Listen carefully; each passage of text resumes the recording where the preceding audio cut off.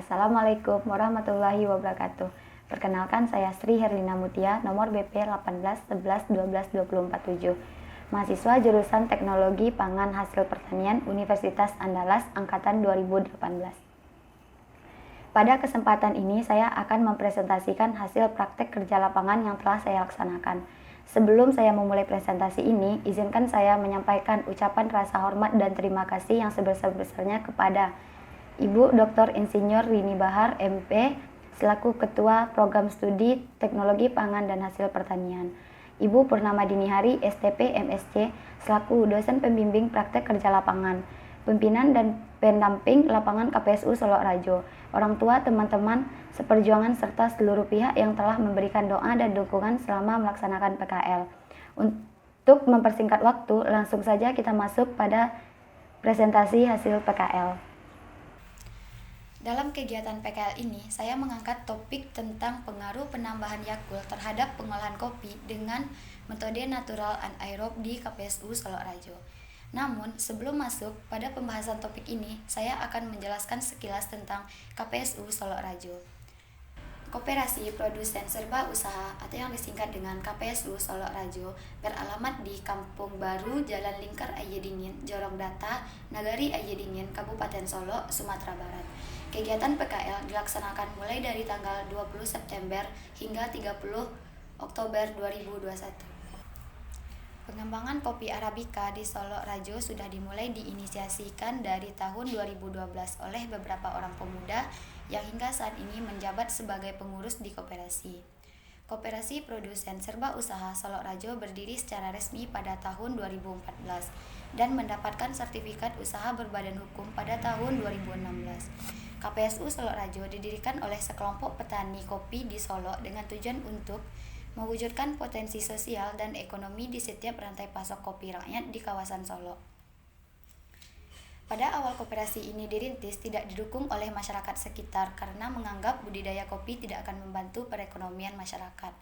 Namun seiring berjalannya waktu, masyarakat mulai memahami budidaya kopi dan mulai menanamnya.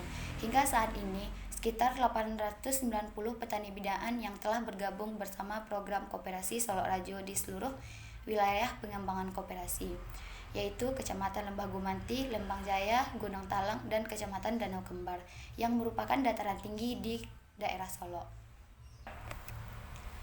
Pada tahun 2018, KPSU Solo Rajo berhasil mendapatkan pencapaian melakukan pengiriman ekspor dalam skala besar pertama kali ke pasar Amerika, yaitu Vigilante sebanyak 18.000 kilo berupa kopi berkualitas specialty. Dari tahun 2018 hingga sekarang, untuk pengembangan pasar luar negeri terus dikembangkan dengan bekerja sama dengan PT eksportir. Selain itu, KPSU Solo Rajo juga berkolaborasi dengan berbagai mitra kerja dalam bidang financing, agroforestry, dan program pemasaran lainnya. KPSU Solo Rajo saat ini selain melakukan pengolahan kopi juga melakukan binaan dan penyuluhan terhadap masyarakat melalui divisi agronomi, membangun kebun kopi sebagai kebun penelitian dan pengembangan model baru yang nantinya tempat belajar dan contoh untuk petani melalui divisi kebun inti. Setiap tahun, koperasi ini juga menyediakan bibit yang akan dibagikan kepada anggota untuk peningkatan dan pengembangan kopi melalui divisi pembibitan. Koperasi ini juga memastikan dan bertanggung jawab menerima dan membeli hasil panen anggota melalui divisi Rajo Project. Selain itu, Rajo Project juga melakukan processing cherry kopi menjadi green bean dan melakukan pemasaran baik lokal maupun dan ekspor. Tahun 2021, di tengah pandemi, KPSU Solo Rajo membentuk sebuah unit usaha lain, yaitu Tesora dan Ekowisata, sebagai bentuk hilirisasi produk kopi berupa kopi hasil roasting dan penyeduhan kopi dengan konsep wisata alam berupa camping area.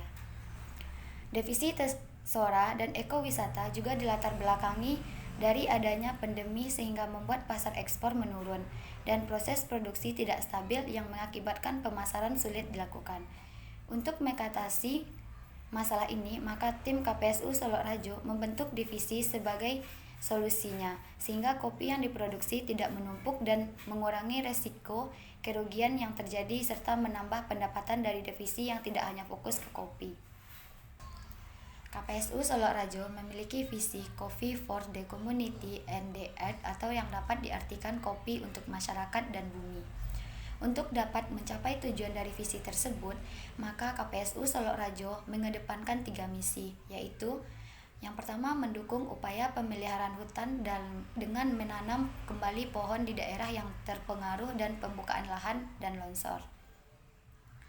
Yang kedua, membangun agroresteri untuk mempromosikan pelestarian hutan serta untuk membantu perekonomian mandiri masyarakat sekitar. Yang ketiga, mengolah daerah hutan dengan bertanggung jawab sustainable dan melibatkan masyarakat sekitar.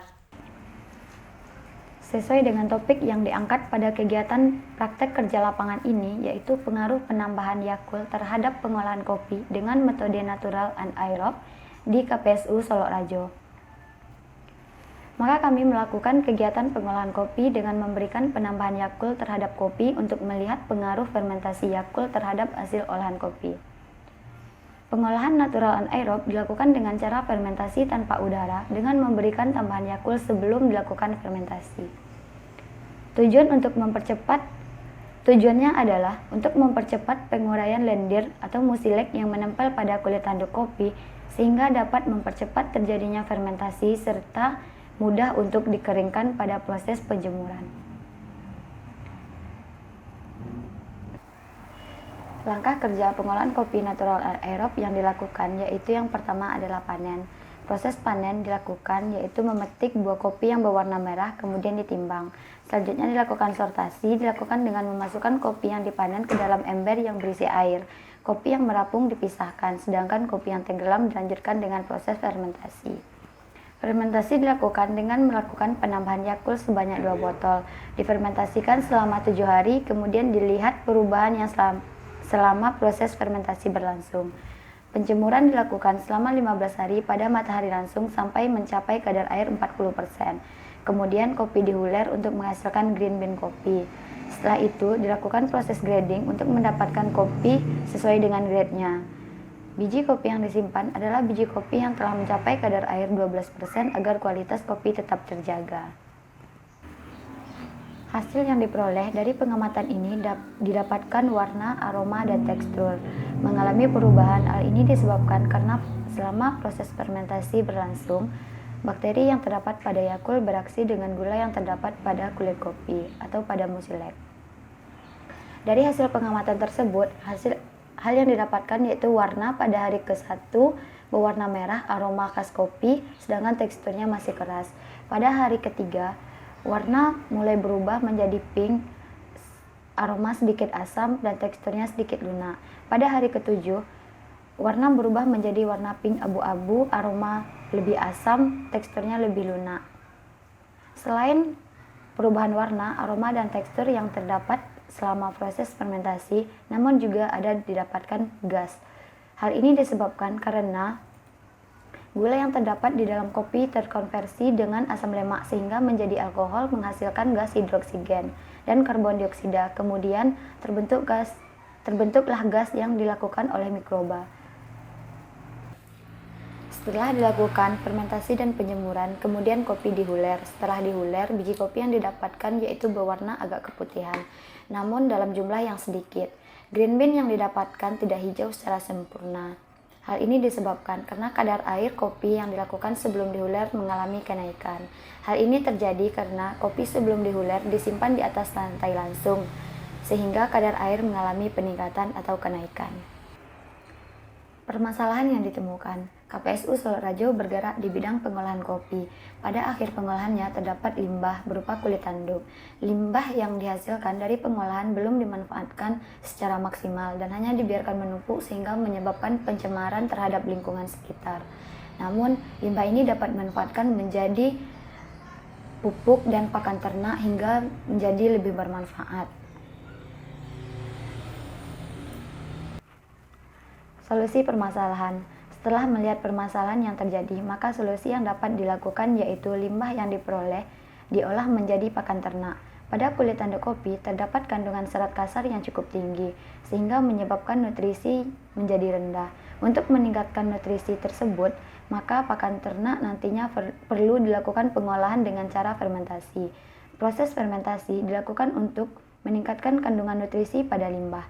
Fermentasi kulit kopi dilakukan dengan memberikan penambahan larutan Aspergillus niger, kemudian disimpan selama 1 minggu pada tempat teduh dari hujan dan sinar matahari langsung.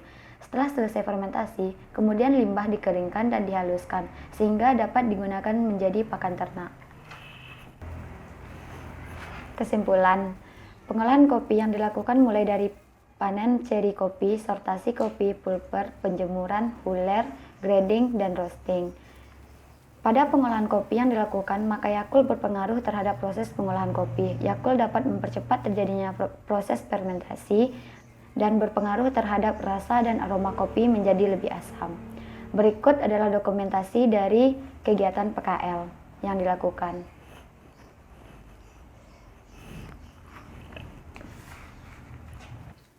Demikianlah presentasi hasil praktek kerja lapangan dari saya.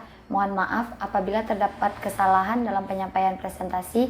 Terima kasih telah meluangkan waktu untuk menonton video ini. Semoga dapat bermanfaat untuk kita semua.